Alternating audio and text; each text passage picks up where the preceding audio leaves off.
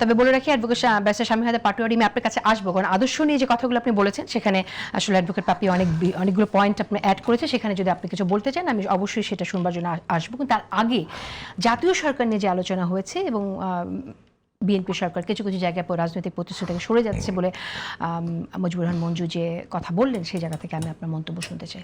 দেখেন, আমরা যারা জোটভুক্ত দলকে নিয়ে আমরা জাতীয় সরকার গঠন করবো। তো জোটভুক্ত দলে তো আমরা নমিনেশন দিচ্ছি, দল তো নমিনেশন দিচ্ছে বিএনপি, জোটভুক্ত যারা ছিলেন আমাদের সাথে। আর জামাত ইসলামে যারা জোট করছে, জামাত তাদেরকে নমিনেশন দিচ্ছে।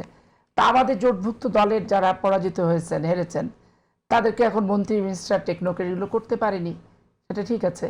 এইটার জন্য যদি জাতীয় সরকার বাস্তবায়ন হয়নি বলে থাকে, তো অদূর ভবিষ্যতে যে হবে না তার তো নিশ্চয়তা নেই, হয়ে যেতে পারে।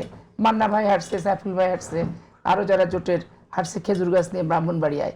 তো কেবল তো এক মাস যাত্রা। কিন্তু আমার মনে হয় যে এই বিষয়টি মুজিবুর রহমান মঞ্জু যেটা বলেছেন সেটা তো জোট এবং জাতীয় সরকারকে তিনি, আর এখানে আমি স্পষ্ট বলি, বাংলাদেশের ধারা দুটো, সেই জায়গা থেকে বাংলাদেশের রাজনীতিতে স্পষ্ট দুটো ধারা করে ফেলা দরকার এবং হয়ে যাওয়া উচিত: স্বাধীনতার সপক্ষ, স্বাধীনতার বিপক্ষ।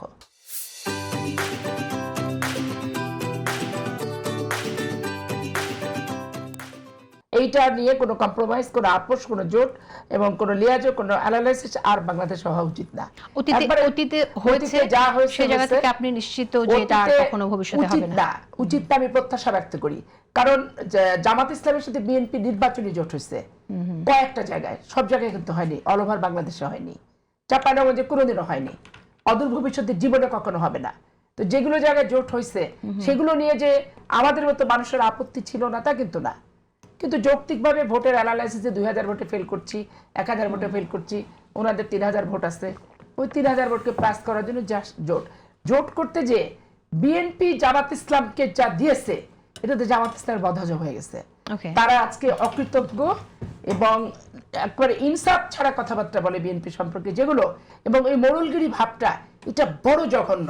এবং আমি চাই বাংলাদেশের এর পরে অদূর ভবিষ্যতে যে যে রাজনীতির সাথে জোট করুক না কেন, এখানে স্বাধীনতা সপক্ষ, স্বাধীনতা বিপক্ষ, এইটাকে প্রায়োরিটি সবার আগে দেওয়া উচিত।